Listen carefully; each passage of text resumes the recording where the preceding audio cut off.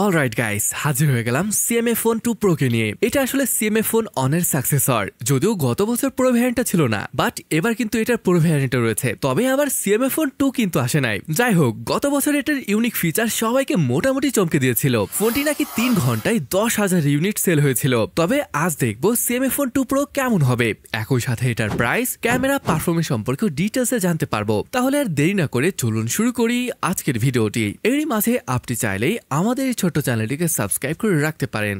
Look at this, এটা mint কালারের। CMA phone on থেকে এটার ডিজাইন যে একদমই আলাদা সেটা কিন্তু দেখেই বোঝা যায়। আগে 2টা সেন্সর থাকলেও এবার পুরোপুরি 3টা সেন্সর রয়েছে, আর এগুলো কিন্তু খুবই কাজেরও। 4-5টা স্ক্রু লাগানো, এক অন্যরকম ক্যামেরা মডিউল, একদম সবার থেকে আলাদা ধরনের ডিজাইন। মানে এটার ডিজাইনকে অন্য লেভেলে নিয়েছে নাথিং।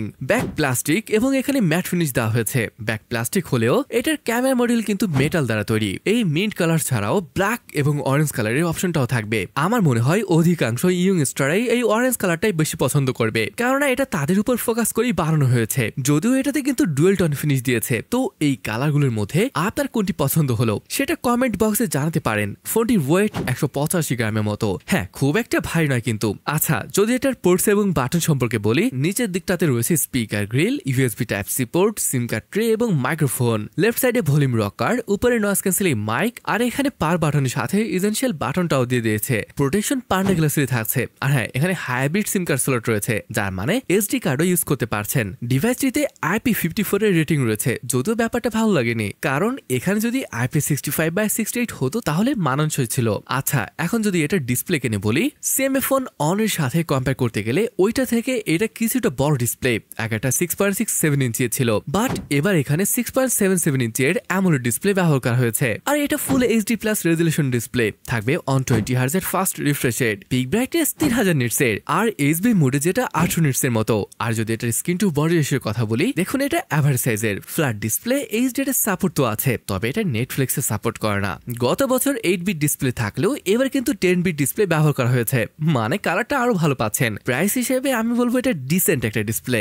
স্পেসিফিকেশনে যদি বলি, ডিভাইসটিতে থাকবে Dimensity 7300 প্রো চিপটি, যেটা 4nm চিপ। সিএমএ ফোন অনেও সেম প্রসেসরই ব্যবহার করা হয়েছিল, যদিও এটা কিছুটা ওভারক্লক ভার্সন, আর তাই এটার আন্তত স্কোরটাও বেশ খানিকটা পরিবর্তন এসেছে। যেমন সিএমএ ফোন অনের স্কোর 6.5 লাখের আশেপাশে থাকলেও এটার স্কোর 7 লাখের উপরে আসছিল।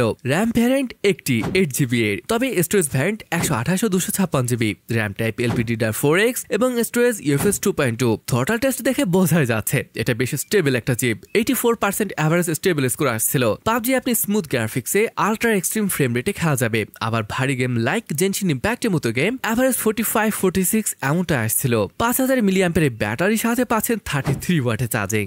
আর এবার কিন্তু এটা চার্জারটা বক্সেই পাচ্ছেন, যদিও কিন্তু এটা গত বছর ছিল না। ওএসে যদি বলি, এখানে nothing OS 3.1 which is based on Android 15। 3 বছরের মেজর অ্যান্ড্রয়েড আপডেট রয়েছে, আর 6 বছরের সিকিউরিটি আপডেট এখানে পেয়ে যাবেন। আর নাথিং OS কেমন তা তো জানেনি, খুবই ক্লিন ইউআই। তাছাড়া এখানে যে উইজেট রয়েছে এটা আসলে অন্য কোনো ফোনে পাবেন বলে তো মনে হয় না। আর যদি এসেনশিয়াল বাটন নিয়ে বলি, এটা কিন্তু এবার অনেক ফাংশনাল। এই যেমন স্ক্রিনশট নিতে পারছেন, অডিও রেকর্ড করতে পারছেন, এমনকি এই বাটন দিয়ে ক্যামেরার শাটার বাটন হিসেবে কাজ করতে পারবেন। এটা বেশ ভালো ব্যাপার। এছাড়া আমার মনে হয় ভবিষ্যতে এটাতে আরো নতুন কোনো ফিচার যুক্ত করা হতে পারে। তবে দুঃখের বিষয় হচ্ছে এটাতে কিন্তু স্টেরিও স্পিকারের সাপোর্টটা দেওয়া হয়নি, থাকবে মনো স্পিকারের সেটআপ। যদিও ডিসপ্লেটি কিন্তু ভালোই ছিল, সেন্সর সবই রয়েছে, in display fingerprint sensor, face unlock, আর এগুলো ঠিকঠাকই কাজ করছিল। কানেক্টিভিটি নিয়ে বললে এখানে 5G dual 4G VoLTE, Wi-Fi 6, Bluetooth 5.3 এর সাপোর্ট রয়েছে। আর এই ফোনটি মনে হয় এই প্রাইসে একটি মাত্র ফোন, যেখানে 50 মেগাপিক্সেলের মেইন, 8 মেগাপিক্সেলের আল্ট্রা ওয়াইড এবং আরো একটি 50 মেগাপিক্সেলের 2x টেলিফোটো সেন্সর রয়েছে,